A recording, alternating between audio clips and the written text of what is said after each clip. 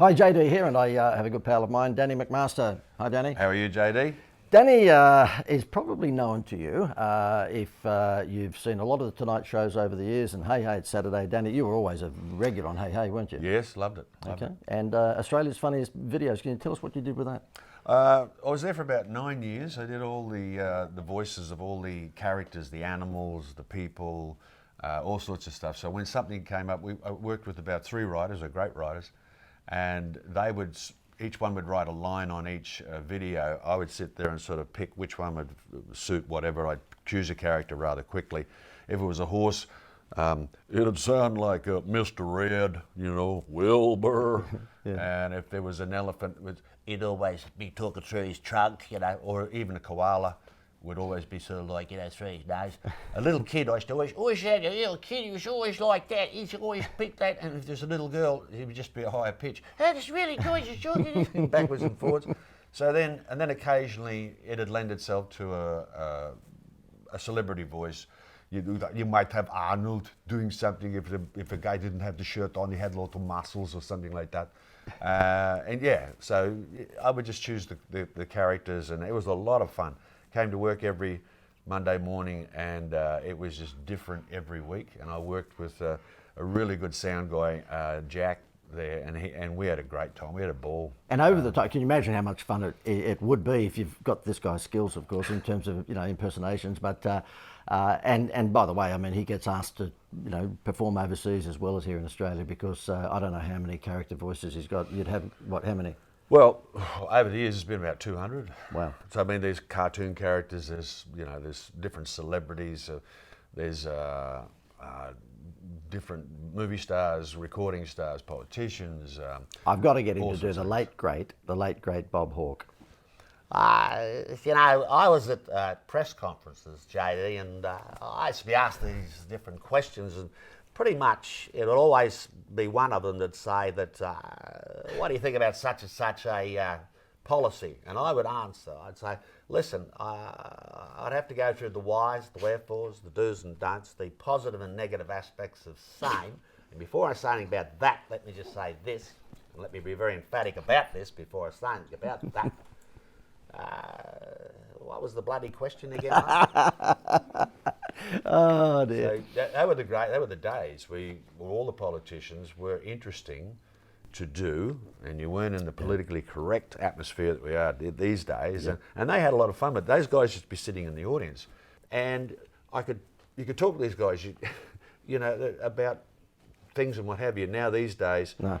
It's just not on. You know. Well, let me ask you, if you're watching this on a social media site platform, just type below if you've had enough of PC. You've just had enough of political correctness, because I only read recently where Seinfeld said that he's not going to be performing at university campuses anymore because they forced the comedians to sign a form that says they will not criticise fat people, thin people, tall people, short people, and it goes on and on and on. I'm not signing any form. I'm not signing that form anymore.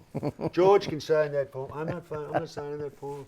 But that's the thing. I mean, they won't do that. I mean, it's crazy. A comedy is based on, just having a bit of fun with people. I mean, I just want to say to the PC, you know, nuts out there, lighten up. For goodness sake, lighten up. I know that there are some issues that, you know, obviously have some substance to them, but look, in general, laughter is a mechanism that we deal with fear. It's as simple as that. And everybody's got their own definition of fear. And that's what nature gave us, was a natural mechanism to diffuse fear. And we're all afraid. Yeah, and that's why, I mean, I use humour when I tell the wife that I was caught up late at the office, when in fact I'm really at the pub. When I get home, I'm in deep fear. Yeah, well, these days they've got cameras everywhere, so you can't even lie about that. Yeah, good point.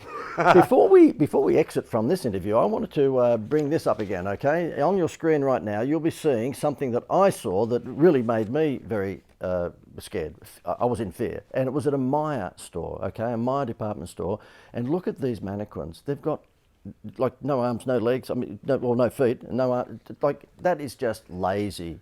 You can't tell me, oh, look, that's pop culture, JD, we've done that on purpose. No, you didn't do that on purpose. You weren't thinking. I mean, you can't tell me that enhances the chances of buying that apparel. What have you got to say about that, Danny? Oh, sorry, what has one of your characters got to say about that? Billy Connolly, you know, if I was walking in this place and I saw a mannequin that had no hands. And I'd think to myself, it's, how can you go around with half your gear on? You got to have all your gear with you. And then again, it could be sort of like making a statement about that, but I don't think so. I think he's just forgotten the hands. It's in the back store. And the mannequin's down there saying, "Where's my hands? Where's my hand?" And yeah, they took my bloody hand off, yeah. So, I don't think much of it at all.